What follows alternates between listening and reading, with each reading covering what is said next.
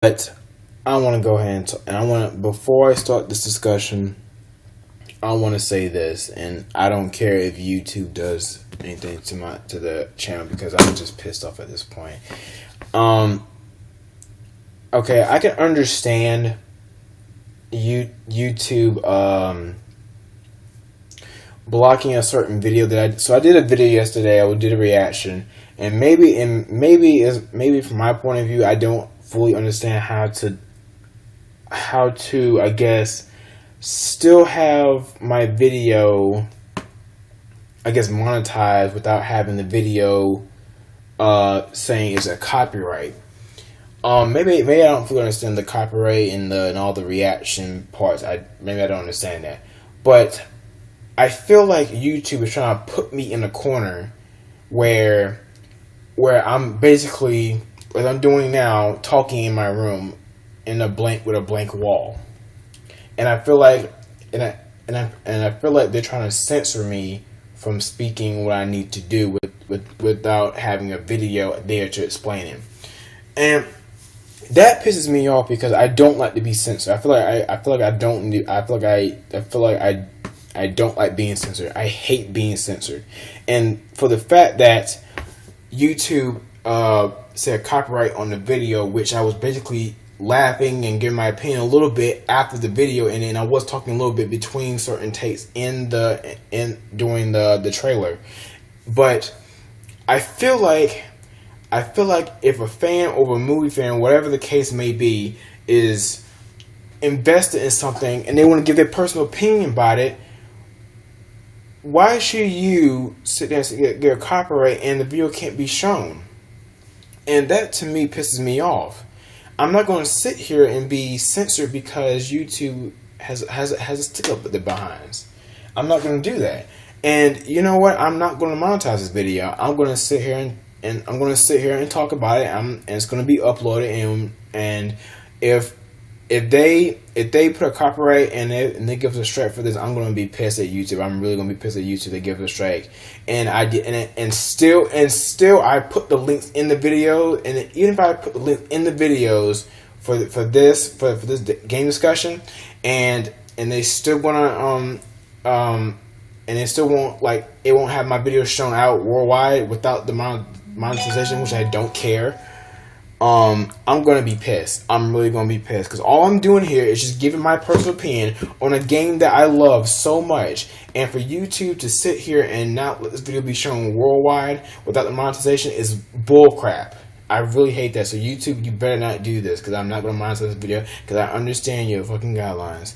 So without further ado, without my rant on that one, I want to sit here and I want welcome guys to the iTech game discussion. I will be here talking today about just Uncharted 1 through 4 and the new one that will come out August 22nd, which is Uncharted Lost Legacy. But first, I want to start with Uncharted Drake's Fortune. This game, when it first came out, and let me pull up the trailer so while and minimize the freaking sound of it. I just want to say this game was incredible. This game, when the first trailer got sent out online, and I looked at it, I said when that first trailer came out that this game was going to be a huge hit, and I had about several people tell me that was physically impossible, and sure enough, the game blew up. From Uncharted 1, Drake's Fortune, to Uncharted 2, and I just loved it. I just loved this game. It brought, I don't know what it was. It was just either the character Drake or just the whole entire game, but I think it was just the storyline and mainly the character Drake. I love how, I just love how, like, this character Drake was basically a smart ass, just treasure hunter, just wanting treasure in the beginning. But further along, after one got finished and it received so many good feedback and so much positivity that they went on and made Uncharted 2, which I will show you in just a couple seconds. So Uncharted 2, among these, was another chapter in the Jake's life and Drake's life. But before I start with Uncharted 2, I wanted to also say that I noticed that in the first one he was more on the lines of like he just mainly was focused on treasures. All he was focused on, and number 2, he sort of pulled it back a little bit as far as like him being greedy and him mainly going for treasure and all that. But it's just I don't know. It's just I feel like Drake was starting to evolve just a little bit in number 2, but still the fact of the matter is he still didn't want to be in that world of like people shooting at him. He just wanted to live his life, drinking, all that stuff, whatever it is. But anyway, but while I play this video, I'm explaining more about it. So, hold on a second. Okay.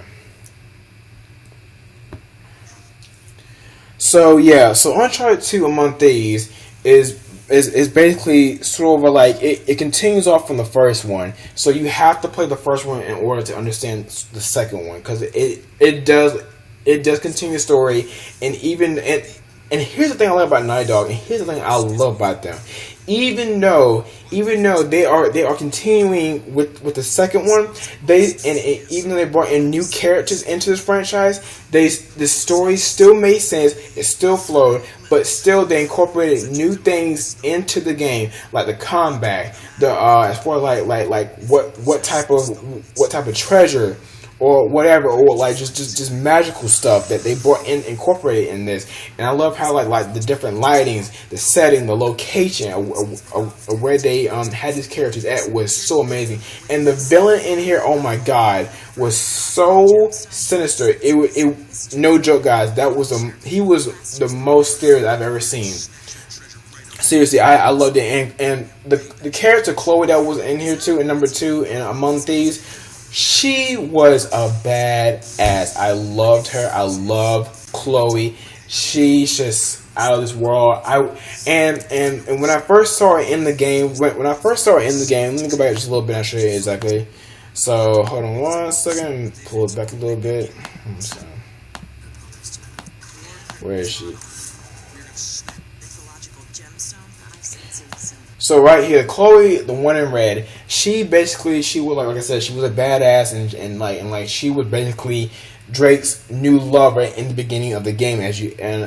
Spoiler, yeah, as you can see in the beginning, they were lovers, and so another spoiler, you don't see Elaine until like maybe still in the first half of the game. And this game is long too, literally. It's not short. Every single one of these games too are amazingly long. But if you're one of those people that play it like throughout that one or two entire nights, yeah, it's gonna feel pretty short. But let me tell you, it's a long game. So roughly, maybe the game is I would say roughly about 10 hours, but it's still an amazing game. But yeah, for Chloe, yeah, and I do see more elements of her throughout the game, but I noticed that they did show more. I think they show a little bit less of her as the story progressed. But in the beginning, you see a whole lot of Chloe in there. But she was just so amazing, and the villain Lazarevich. Oh my goodness! Like I said, sinister guy, just a badass villain though. When I saw this guy, the look in his eyes was just, he was not afraid to die. He was not afraid of death. He was just not afraid of death. Lazarevich was not afraid of death. He really wasn't. He was just like, one of those guys like, I'm going to do whatever it takes. I'm legit going to do whatever it takes. I don't care. I don't care who's in my way. I will kill. Like, he was just one of those guys, like, just one of those sinister villains. Like, he did not care who was in his way. He would kill, even if it was one of his soldiers. Even they even try to steal one little thing from him, he would kill them all because he's mainly focused on getting this treasure. That's all he's mainly focused on. He doesn't care who's with him, who's by his side. He would kill them off and continue on. But and another thing I noticed too throughout 1 and 2. And then the other ones that I will mention in a couple seconds is that this one guy, Drake, is seriously, he's like a one-man team. If you notice this, in the first one, he's a one-man team. Even though he has Elena in the first game, but in the second one, even though he has like Chloe and Elena, and then the camera guy Jeff, but still, overall, Drake's just a one-man team. He's sitting here just whooping ass, stealing guns, and then throughout this whole entire thing, everybody's trying to kill him, but nobody can seem to stop him.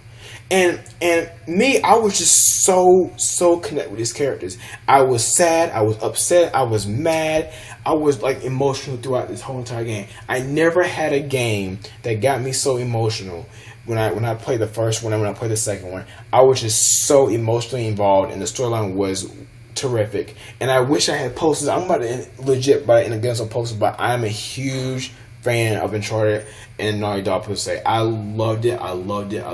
Good Lord, Uncharted 1 and Uncharted 2 blew my mind. And spoiler again, there's a particular train scene in here that is just beyond mind-boggling. I just could not believe that game was just so amazing.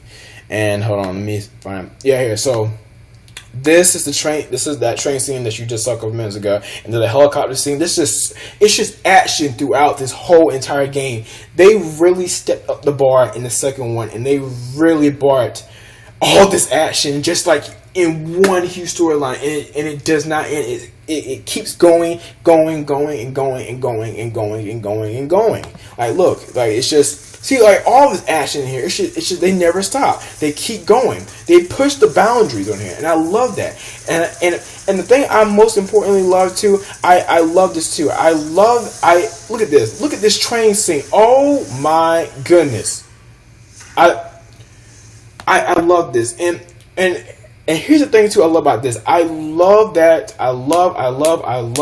Naughty Dog is literally taking the time and the effort and has an amazing team that sits here and works their butt off and push the boundaries and still bring in a tremendous game to the fans. I love that. And you know what too, I never doubted this team, and even though there were moments where people like some people were so excited for the game, like they had it out a certain they had the one release, the release number 2 out a certain, I guess, month or something. I think it was next year, and people were just so upset that they wanted to play it now. But to me, I wasn't upset because it's Naughty Dog. If they want to do it if they want to release the game next year, there is a really good reason why they're doing this, and I give them props for doing that. I have no problem with Naughty Dog push. If they need to push the game back, that is fine, because you know what, at the end of the day, they still bring out good content, and I love that too, and I love that. So now, doing Uncharted 2, we're going to do Uncharted 3. So in a second, I'll pull this up. Now, Uncharted 3. Now, this is where it really gets deep. It really gets deep. And I'm not lying when I say this. It really gets deep. So in Uncharted 3, Drake's Deception. This is where Drake is. He's really tested in this one. He's really tested in this one, and it gets darker and darker. And it also shows into the storyline Drake's backstory and how he actually got actually with the ring, dealing with the ring and everything, and how he actually came across it, and how he actually met Sully. So that's actually mentioned into the game of Uncharted 3 Discusssion. But I noticed that, like, in this one, it's just he's being tested every single moment in this game, and the story still continues off from the second one. You have to play like each one to understand, and like I said, even though they're bringing in new characters, they still all connect, and I love that. And they have some good writers for this game and this franchise. So I really do commend everybody, the writers, everybody that worked on this game. Thank you so much for making this game as big as it is. So thank you so much. But to continue off, there was the new characters, and so in the beginning, I don't remember her name, but she was the new villain, and I do apologize. I don't remember the character's name, but this woman was just, she was just something about her. She just, I know she seemed a little bit shady, like, and sinister, but it was just something about her that was uneasy. Like, even when she was like calm the majority throughout, throughout, and even when she raised her voice in certain scenes, I still felt uncomfortable just being around her, and mainly her assistant too. He really made me uneasy too. And just to go back to what I said about as far as Drake being tested, he was it was just a lot of stuff going on. Like, still magic, hallucinations, and then there's one scene. Now, this one I won't mention for you. I won't mention as a spoiler. There something happens that makes Drake go off the edge in a certain point in the game. I won't say what it is, but it makes Drake like really go off the edge, and I think in this one it's actually testing him on how far is he willing to go to actually just to like compete with these people, like just to prove who can get to the treasure first. Me as an individual, me as a fan and as a fan of Naughty Dog and Uncharted, when I was playing, I was just thinking like throughout the whole entire game as I was playing, because there was so much going on. But still, I was thinking like, okay, why is Drake doing this? What's his reason to just still like to just compete, like just to get this treasure? It's just treasure. Like, in my mind, it's treasure, but it's more than that in Drake's eyes. It's something that he's been searching for his whole entire life. And he's willing to do whatever it takes to succeed on that journey. But yeah, so, and then Elena's still in the third one too. So yeah, but and like I said too, they all and like I said, when I mean they're raising the bar each time in each one, look at this. They legit raise the bar every time in these games. It's unbelievable. And in this one, there's a boat scene. There's a combat. It's completely different. The guns, everything, just the styles, the location, and oh god, it's just amazing. It's just really amazing, and I'm liking, and also the thing I was mentioning about how the relationship between Sully and Nate when it's explained in the game.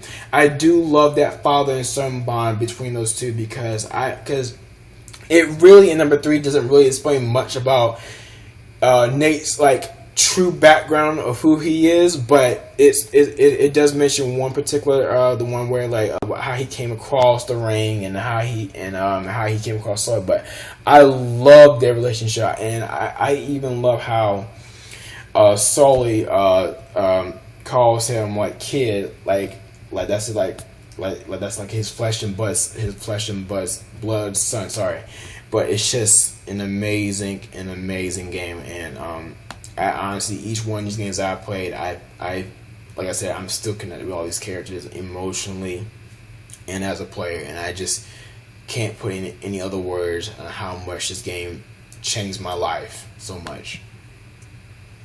And let me see. So yeah, it's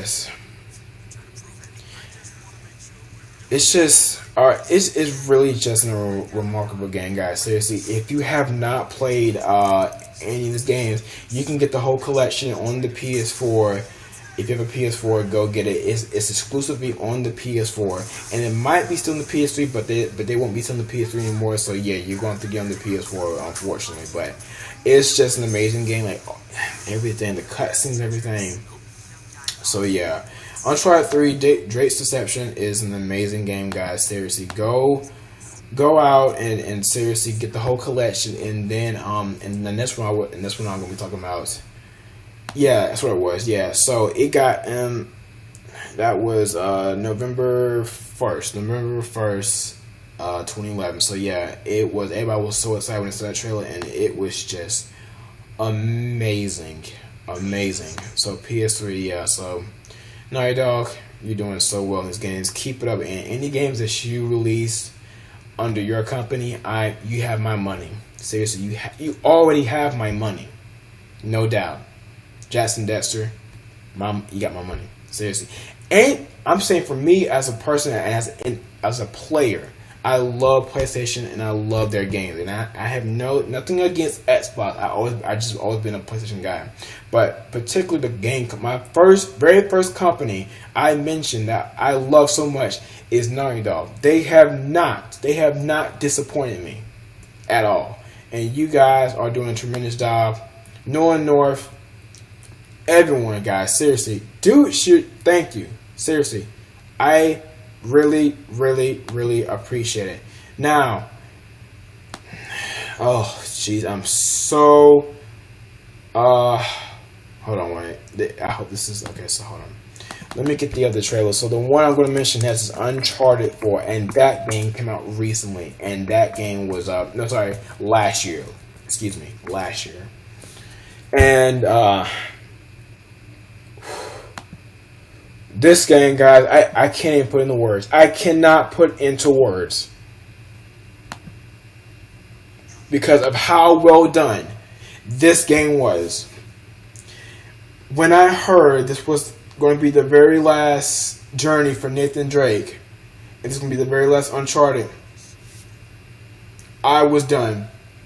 When I mean by done, I was just so amazed of how well done this game was. Well done and put together. They literally pushed this game back twice, and still it was worth the wait.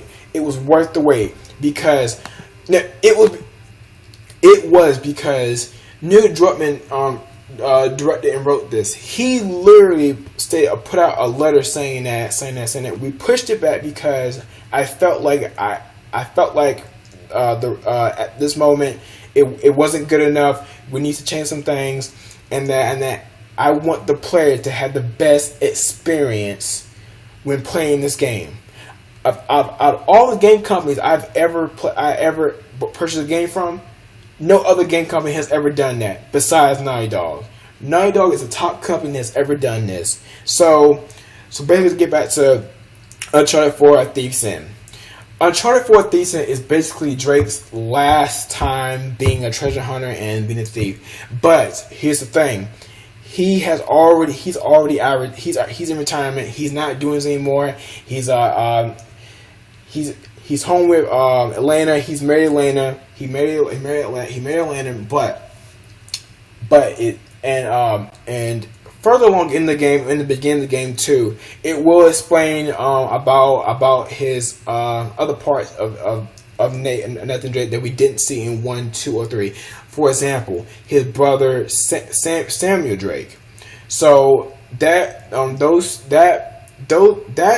section will be explained every time in the game, in each section of the game. But there's a reason.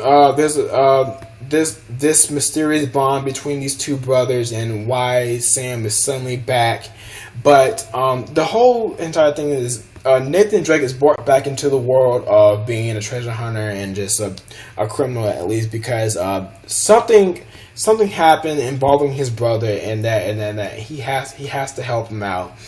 But he had made a promise to Elena that he was done with this life, but he's pulled back in. But when I was playing this game, I noticed that in the beginning of the game, it felt like me as an individual and as a person, I felt like Drake, Sam, Sully, Chloe, Elena were my family, and I felt like when Drake was brought back into this world, I felt a little bit sad because of the fact that he was done with his life and he was brought back into it because of his brother. And I know that Drake was enjoying it. He was enjoying like his time back and just the shooting and just the getting beat up and all that, and the dynamite blowing up everything. But it really, like, this part here, this scene here, I'm not gonna spoil it for you guys, but I'm just gonna say this part and that this particular scene in this game made me cry. I don't care what no one says. This scene in this game made me cry so much. Seriously. it made me cry so much. I legit cried because I really felt bad for Atlanta, because there was a huge emotional scene between her and Drake, and you have to see it to believe, because it made me so emotional. I cried and I felt bad. I felt more bad for Atlanta than I felt for Drake, and I was really pissed off. And this is another component in the game too, which they basically go back into Drake's past, and it does explain the bond between Sam and Nate, and how he actually came to actually get the name Nathan Drake. So all of that is going to be all explained in Uncharted 4: Thieves, and if you have not played it yet. And I will say this, so right here, so these two new characters right here.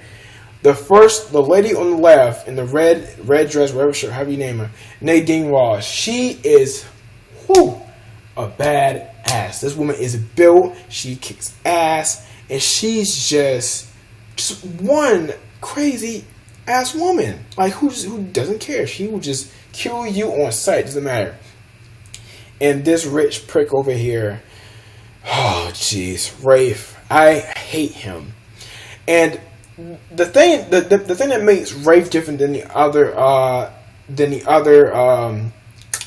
villains that I had came across in the first one, second one, and third one, I noticed that for Rafe, he's a rich guy, and he did invest in his parents' money.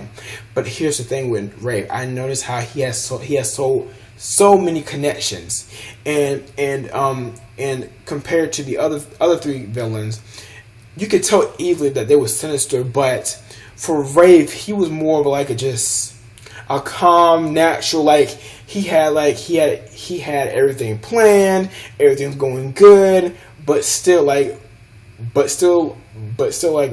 every time you came across him and Nadine and his army, Nadine's army, I just felt like really pissed off, like just seeing him every single time, and like it was just really incredible how they brought these characters to life.